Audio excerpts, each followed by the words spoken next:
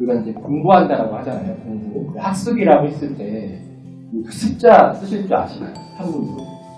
습자 같은 경우에 이제 날개 입자, 흰 백자를 쓰죠. 그렇죠. 이게 무슨 뜻인지는 혹시 아세요?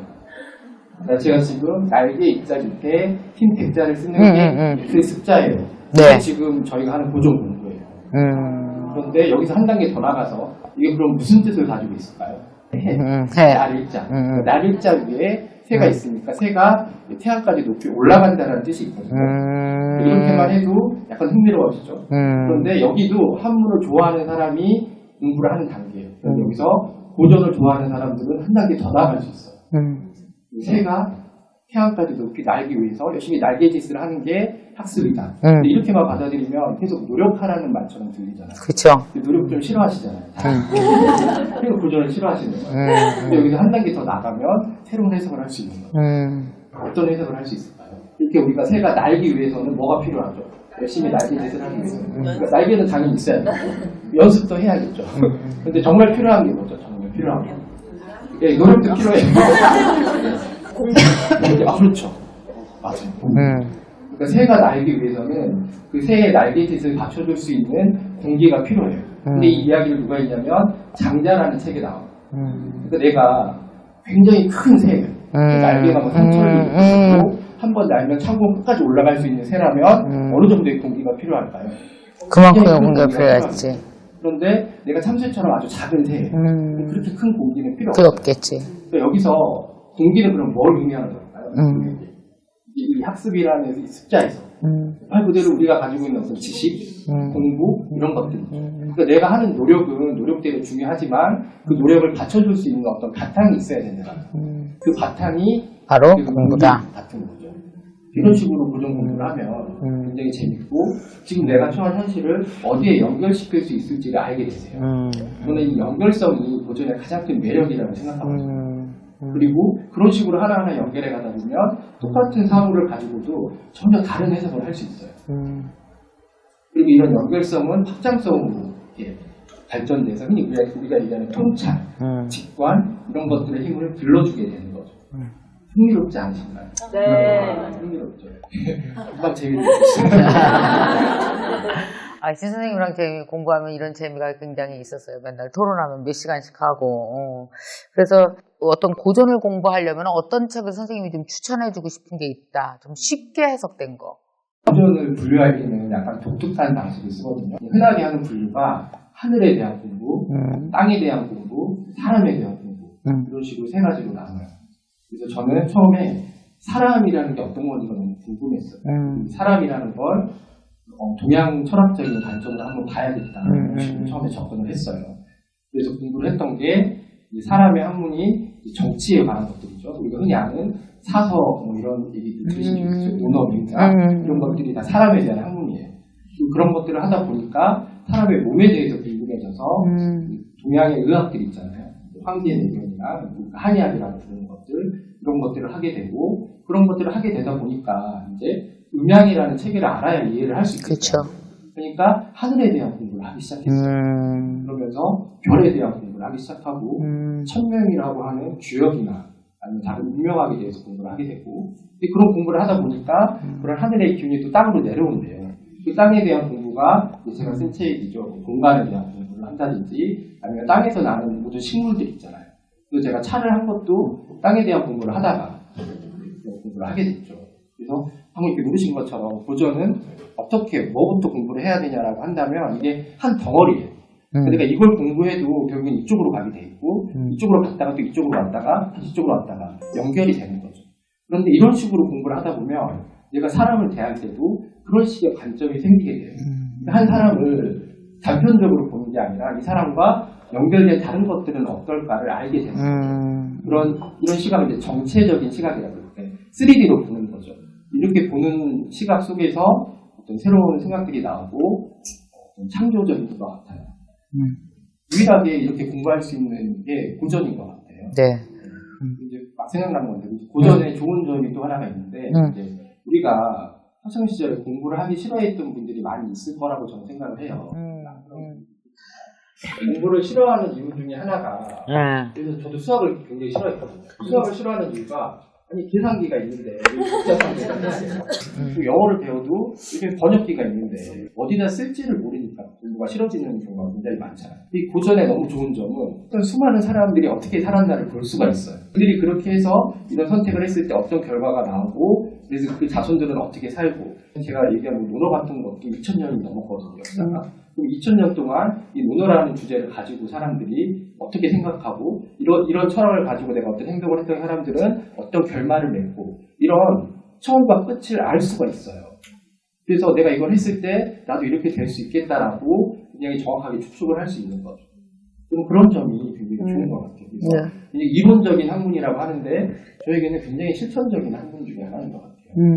저도 고전을 배우면서 제일 좋았던 거는 과거에 풀리지 않았던 어떤 숙제를 한 가지를 통해서 노자 공부할 때도 장자 공부할 때도 막 팍팍 풀리는 느낌을 받아서 굉장히 좋았는데 제가 공부했던 것 중에 하나는 수박 겉핥기식으로 했지만 사실 우리가 뭐 깊이 들어갈 이유가 없으니까요. 뭐 물리학, 양자역학, 생물학 이런 책들을 같이 읽으면서 정말 재밌고 좋았고 우리가 아는 생물학은 학교도 배운가 생물학이 아니에요. 생물학을 배우다 보면 결국 자연의 이치와 맞닿게 되고 결국은 다시 또 고전과 맞닿고 물리학을 배우다 보면은 자연이 또 그죠?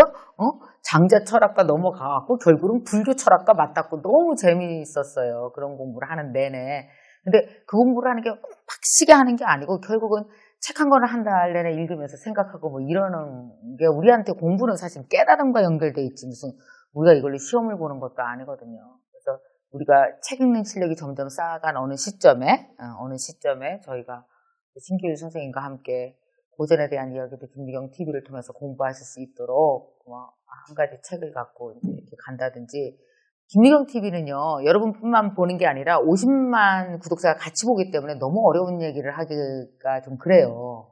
그래서 이제 제 생각에는 그렇게 신규일 선생님과 어떤 얘기를 하고 공부를 하는 과정을 고전 정도를 무슨 카페 같은 데만 특별히 올려서 여러분들이 그래도 관심이 있는 거예요? 좀 어려워도 괜찮아요? 네. 여기까지 온 분들만 이러는 거 아닐까? 그래서 선생님이 약간 이렇게 길잡이 역할을 좀 해주시면, 그죠? 훨씬 더 좋을 것 같은데, 선생님이 하라는 얘기죠. 자, 하겠습니다. 박수. 좋아요. 그래서 공부 자체가 제일 좋았던 게 뭐예요? 저는 공부 자체가 제일 좋아요. 그런 것들을 해서 뭔가 새로운 것들을 만들어냈을 때, 새로운 것들을 알게 됐을 때 그 즐거움이 굉장히 크죠. 그리고 저는 상담을 하기 때문에 내가 아는 걸 나만 아는 게 아니라 금방 그 사람에게 줄 수가 있어요. 또 그 받은 사람이 그걸로 성장하는 모습을 보이고 굉장히 큰 즐거움이에요. 공부가 싫은 이유 중에 또 하나가 나만 알려고 하면 굉장히 재미가 없어져요. 남에게 줄 때 아주 큰 선물이 되고 좋은 거. 공부해서 남 주냐? 근데 남 주네? 네, 그렇게 되네요. 아니, 많은 사람들은 요새 공부해서 다 남 주는 동안에 자기가 기뻐지고 기쁜 만큼 그걸로 성공도 하고 다 그러는 거 아니에요. 그죠? 근데 우리는 왜 그렇게 어렸을 때 공부를 안 했을까요? 근데 선생님 왜 학교 다닐 때 공부랑 나이 들어서 공부랑 공부가 다르죠? 우리 사회 학교가 원하는 공부는 완전 다른 공부를 원하는 거잖아요. 그죠? 어렸을 때 하는 공부는 아까 얘기했지만 이 공부를 해서 내가 어떻게 하고 무엇을 해야 될지를 모르는 공부예요. 그러니까 내가 어떤 경험이 없기 때문에 이론만으로 공부를 해야 되잖아요. 이제 막연하고 추상적인데 저는 적어도 40이 넘어서 그러니까 나이가 들어서 하는 공부는 내가 그동안 살면서 쌓아놓은 굉장히 많은 경험들이 있을 거 아니에요. 그리고 내가 실전에서 부딪혀서 나만이 알고 있었던 지식도 있을 테고 이런 것들을 기반으로 하는 공부이기 때문에 내가 이걸 했을 때 어떻게 되고 무엇을 할 수 있는지를 훨씬 정확히 알 수 있다는 생각을 해요. 박완서 작가 혹시 아시나요? 그분이 몇 살 때 등단을 했는지는 아세요? 40살에 등단하죠. 맞아요. 40살에 등단을 하기 전에는 그냥 전업 죽으셨어요. 그분의 그런 작품을 문단에서는 어떻게 평가를 하냐면 쌀밥 같은 글이라고 얘기해요. 쌀밥 같은 글. 쌀밥 하면 뭐가 떠오르세요? 쌀밥. 김밥이요? 집밥. 집밥. 집밥. 그런 의미도 있죠. 엄마. 네, 그런 의미도 있고. 근데 이 공부의 세계에서 쌀밥 같은 공부는 우리가 어렸을 때 추구하는 공부는 굉장히 자극적이고 맛있는 반찬 같은 거, 음식 같은 공부를 추구를 해요. 내가 뭘 좋아하는지를 따지고 금방 실증을 내고, 그리고 남과 뭐가 다르고 화려하고 유명 맛집 같은 그런 음식들을 추구하는 공부를 하게 돼 있어요, 어렸을 때는. 그런데 나이 들어서 하는 쌀밥 같은 공부는 이제 그게 지치는 거예요. 그런 것들을 해봤기 때문에. 쌀이라는 건 우리가 계속 먹을 수 있는 음식이잖아요. 이 쌀밥을 베이스로 해서 여러 가지 반찬을 먹을 수 있고 그런 것들이 중심을 잡아줘서 우리가 질리지 않고 먹을 수 있는 거잖아요. 그래서 나이 들어서 하는 공부는 그렇게 뭔가 자극적이고 이런 공부가 아니라 밥처럼 계속 먹을 수 있는 공부 있잖아요. 먹어서 나한테 굉장히 도움이 되는데 질리지도 않는 공부. 이런 공부가 나이 들어서 하는 공부이고, 그렇게 할 수 있는 가장 큰 장점이 저는 나이 들어서 맞아요. 가능하다고 생각을 해요. 나이 들어서 읽은 책이랑 어렸을 때 똑같은 책을 나이 들어서 혹은 어렸을 때 읽어도 우리가 머무는 부분이 다 다르고 깨닫는 부분이 다르고 그 적용하는 것도 너무 다르고 그죠? 다르더라고요. 여러분은 공부해서 지금까지 들어와서 공부하면서 제일 좋았던 점이 무엇이세요? 현재 처해진 환경을 자꾸 탓하면서 과거로 돌아보면서 그걸 다시 씹어보는 걸 예전에 했었는데 지금은 공부하니까 자꾸 앞만 보게 되는 희망차수 슬퍼할 겨를이 없는 거예요. 잘했네요. 또? 예. 자연스레 인간관계가 제일 힘든 것 같더라고요. 유튜브나 책이나 이런 거 공부하다 보니까 스스로 해답이 찾아지는 것 같아요. 풀리니까 너무 살맛도 나고 공부할 맛도 나고 그런 것 같아요. 시작한 지 1개월도 안 돼서 이러니까 얼마나 좋겠어, 나중에. 다 나중에는 어마어마하겠는데, 선생님, 1년 후에는? 그죠? 다 박사학위 준비해야 되겠는데, 우리? 진짜 맞아요. 저는 슬프고 외롭고 일이 더럽게 안 풀리고 돈이 안 벌릴 땐 반드시 공부해요. 근데 그렇게 공부에 몰입하고 있으면, 지금 내가 하는 공부가 내가 고민했던 많은 것들을 나중에 저절로 한꺼번에 다, 풀어주더라고. 그래서 한 27년간 이렇게 프리랜서로 살았잖아요. 누가 직장을 다닌 것도 아니고 나 스스로 내 성장이 나의 가격이 되는 이런 느낌 있잖아요. 내 옆 사람이랑만 경쟁하면 좋겠는데 온 사회와 경쟁하는 느낌, 온몸으로 나 혼자 이 느낌이에요. 프리랜서로 산다라는 게. 그럴 때 되게 힘들 때 많거든요. 힘들고 되게 외롭고 내가 막 뒤처지는 것 같고 막 뭔가 힘들 때는 30대 때 40대 때도 그냥 새벽 4시 반에 일어나서 아무도 없을 때 혼자 공부할 때 막 세상을 다 가진 것 같았어요. 느낌이. 새벽에 느꼈던 그 느낌 그대로 인생이 풀리더라고요. 그래서 저는 그런 생각해요. 내가 하루에 1시간씩 가장 아름답게 소중하게 생각하는 그 시간 모습 그대로 미래가 풀릴 거다. 그게 맞는 것 같아요. 그게 되게 믿어지는 시간이에요. 그래서 지금도 왜 영어 공부 내가 요새 엄청 열심히 하거든요. 진짜. 영어요 들으면서 자요. 잘 때 머리로 들어가라고. 그렇게 간절해야 되는 거예요. 그리고 저희 24시간 영어에 이렇게 계속 사는 듯하게 살거든요. 근데 어떤 때는 한국말보다 영어가 그렇게 아름다워요, 선생님. 꼭 다 그런 건 아니지만 어떤 한국말이 멋있는데 어떤 영어는 과학적으로 이렇게 배치된 것처럼 묘하게 샥 들어간다. 전치사 들어가면서 너무 좋은 거야. 언어의 아름다움을 느끼기 시작한 거예요, 제가. 옛날에 영어가 버거웠는데 그러니까 어느 정도 단계를 넘어섰다는 뜻이겠죠. 한 3개월 몰입을 하다 보니까.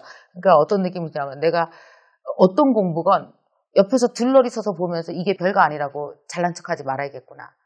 중심까지 가면서 깨달을 게 얼마나 많을까. 한 가지 그 언어, 남의 나라 언어를 배우면서 그런 생각하면서 그 안에 이렇게 하고 앉아있잖아요. 새벽에 또 영어 옆에 앉아있으면 이런 느낌이 들어요. 그 시간이 너무 아름답고 행복하고 요 느낌 그대로 몇 년 후엔 또 풀리겠구나. 공부는 그 느낌 그대로 미래가 열리는 효과가 있어요. 그래서 꼭 슬프고 힘들 때일수록 더 공부하는 시간 속에 계셨으면 좋겠어요. 선생님도 힘들 때 더 공부하지 않아요? 굉장히 파격적인 말씀이에요. 그래? 대부분 공부하면 힘들고 슬퍼지거든요. 그래? 얘기 안 하겠지만 깜짝 놀라셨어요. 근데 나는 나이 들어서 하는 모든 공부는 반드시 돈 된다고. 근데 갑자기 자본주의적으로 확 나서서 놀라셨을 텐데 정말로 제 경험으로 그랬어요. 근데 약간 고생스러운 가운데 발견되는 그 무엇 있잖아요. 고생스러운데 내가 조금 성장했다는 그 느낌은 반드시 그와 비슷한 시간을 경험하게 해줘요. 되게 좋은 시간을 경험하게 해줘요. 그래서 나는 진짜 그 나이 들어서 내가 미래를 위해서 고등학교 때 3시간 공부하는 거랑 나이 들어서 안 해도 되는 공부에 1시간 앉아있는 거랑 완전히 다르다니까요. 이게 그 효용 가치는 여러분이 몸으로 느껴보셔야 돼요. 그래서 나는 공부하는 그 시간 뭐 이런 게 정말 아깝지 않아요. 이거는 뭐 투자 대비 100%다 이렇게 생각하고 있기 때문에. 네.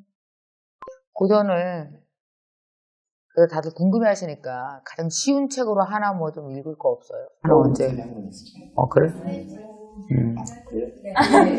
이게 그 고미숙 선생님이 고전 평론가라는 이름을 단 게 제 기억으로는 20년이 조금 넘었을 거예요. 그렇죠. 그분이 저기 대학로에서 공간 수유 넘어인가? 수유 넘어. 처음 개설하고 고전의 대중화를 위해서 굉장히 예술을 쓰기 시작한 때가 2000년대 초반이었던 걸로 알고 있거든요. 그런데 고미숙 선생님처럼 대중적이지는 않지만 학계에서 굉장히 고전인데 파격적인 책을 써서 베스트셀러도 되시고 이런 분이 계십니다. 고전을 굉장히 아름답게 표현해서 글을 쓰시는 분의 책이 한 권 있어요. 아시는 분도 있을 텐데 정민 선생님이 쓰신 비슷한 것은 가짜다라는 책이 있어요. 그러니까 이 책을 시작으로 해서 이제 우후죽순처럼 고전을 굉장히 쉽게 풀이하고 굉장히 아름다운 책이에요. 연암 박지원에 대한 이야기인데. 아, 박지원. 그 고미숙 선생님 박지원 연구를 엄청 오래 하시잖아요. 박지원 선생님 연구를. 붐이 일어났습니다. 나는 되게 제가 고전 중에서 재밌게 읽었던 책이 동의보감이거든요. 동의보감을 읽으면서 사람의 몸과 마음이 다 하나고, 동양의학은 그렇잖아요. 서양의학은 엑스레이를 찍어서 여기가 아프면 여기를 도려내는데, 동양의학은 겉으로 보는 엑스레이가 아니라 내관력이라고 하잖아요. 내관력. 들여다보고 꿰뚫어 볼 수 있는 그 동양의학의 핵심이 내관력이라고 하는 곳에서 되게 많이 배웠거든요. 그러니까 여기가 아픈데 사실은 여기가 아닌 거야. 다 온몸이 다 같이 통해서 이것이 다 연결되어 있고, 그래서 동양 철학은 특히 연결에 대한 의미를, 그죠? 연결을 얘기하는데 그 연결로부터 하나도 우리가 내 마음이건 내 몸이건 그 연결 지점에 내가 어디에 와 있는지를 안다면, 왜 우리 선생님이랑 나랑 음향 배울 때도 사람이 엄청 뚝 떨어져갖고 너무 불행인데 이 불행은 음향에 의하면은 행운과 연결이 돼 있는 거잖아요. 혼자 떨어지는 불행이 없는 거야. 그러니까 내가 이렇게 힘든 일을 겪는 거는 다 왔다는 뜻이야. 이제부터는 좋아진다는 뜻이야. 이렇게 내가 내 인생을 음향으로 해석할 수 있다면 그거는 왜 스스로를 회복하는 회복력. 그러니까 사실은 불행이 어디에 연결해 있는지 현재를 끊어보지 않고 연결하는 동양 철학을 알게 되면 사람이 훨씬 더 지혜로워지는 거예요. 그죠? 그게 약간 인문학적으로 발전을 하면 예를 들어 여기 선생님이 아프시잖아요. 근데 동양 철학적으로 해석을 하면 여기 선생님과 저는 연결돼 있거든요. 선생님이 아프면 돌고 돌아서 저도 아프게 돼 있어요. 사람을 함부로 할 수가 없는 거죠. 이게 공감의 철학이거든요. 모든 동양 철학의 베이스에는 이런 공감과 공명이 깔려 있어요. 맞아요. 그 사람을 함부로 할 수가 없게 되죠. 그런 것들 공부가 되게 이렇게 깊이 있게 사물을 보고 이치를 깨닫게 하는데 되게 동양 철학이 좋았어요. 그래서 이제 그런 책들을 좀 몇 권 더 소개를 하고, 북드라마에도 소개하고, 특별히 이제 선생님이 뭐 힘들지만 한 달에 한 권 정도의 책을 안내를 해주시고, 고전에 대한 것만 우리 김미경 카페에서만 볼 수 있도록 이렇게 책에 대한 가이드를 해주시고, 좋아서 그러는 거잖아요. 지금 좋아서. 좋아서. 선생님이 되게 약하셔서요. 공부하는 남자라 나한테 눌려갖고 그래요. 아니, 한 달에 한 권인데 뭐 할 수 있지. 가이드라인만 딱 주고 읽게 하고 같이 얘기하고 그러면 좋을 것 같아요. 그죠? 그래서 좀 더 다른 공부를 좀 하실 수 있게끔 도와드리도록 하겠습니다. 자, 그러면은 더 선생님 뭐 더 하실 말씀, 고전에 대해서. 제가 고전 공부를 하면서 우리가 본론을 어떻게 살아야 될까라는 문제를 많이 하잖아요.